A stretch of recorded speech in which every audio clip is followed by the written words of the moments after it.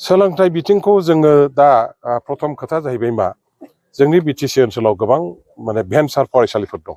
LP UP high school senior secondary college दा बेफोरखौ जोङो बिटिसिनिफ्राय एइबार प्रभिन्सियेलाइज खालामजोबनायनि थाखाय मोनसे जों आयेन बानायगासिनो दं।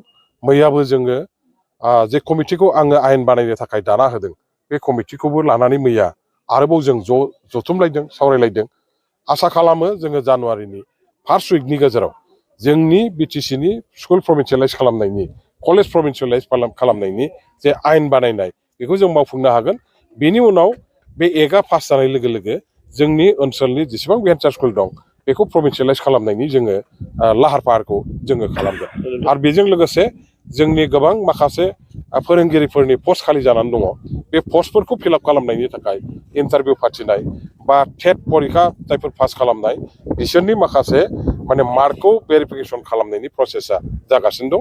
जेखि जाया फरायसालि आरो फोरोंगिरि फरायसाफोरनि जेखिनि आंखाल बेखौ सुफुंनानै बिटिसि ओनसोलाव फरायसालिफोरखौ बा फरायनाय सोलोंथाइखौ जोङो फोसाबनायनि मोनसे अभियानाव दा दंबाय थायो।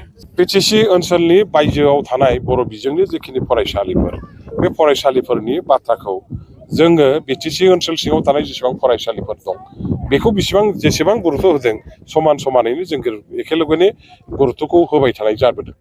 दा बिटिसिनि बाहेरायाव थानाय जोंनि गोबां जिल्लाफोर दं आसामाव, बेफोराव बर' बिजोंनि फरायसाफोरनि हालोदा फरायसालिफोरनि हालोदा बिराद गाज्रि।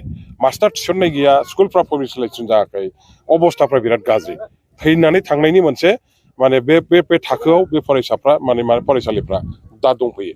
दा बेखौनो जोङो बोरै रैखा खालामनो हायो, बोरै प्रभिन्सियेलाइज खालामहोनो हायो आरो फरायसा फोरोंगिरिफोरनि आंखालखौ बोरै सुफुंनो हायो बे बाथ्राखौ लानानै जोङो आसाम गभर्नमेन्टजोंबो रायलायबाय थादों।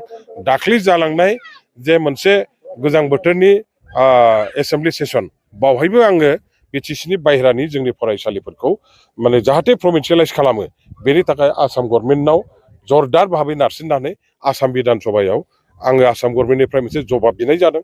आरोबाव आसामनि जोंहा जाय सोलोंथाइ बिफाननि मन्थ्रि बिथाङा बुंदों जे बिटिसिनि बाहेरायाव थानाय बे फरायसालिफोरखौ प्रभिन्सियेलाइज खालामनायनि थाखाय जोङो आसाम गभर्नमेन्टआ बिकेडब्लिउसिनि नेताफोरजों सावरायनानै प्रभिन्सियेलाइज खालामनायनि प्रक्रियाखौ जोङो लासिगोन होननानै ओइदिनखालि बेवहाय सोलोंथाइ बिफाननि मन्थ्रिया हाउस सिङाव मोनसे जबान होदों। आं सानो जे थाबैनो बिटिसिनि बाहेरानि फरायसालिफोरनि हालोदाबो मोजां जागोन आरो स्कुलफोरनि प्रभिन्सियेलाइज खालामनाय बे जेंनायाबो जोबगोन।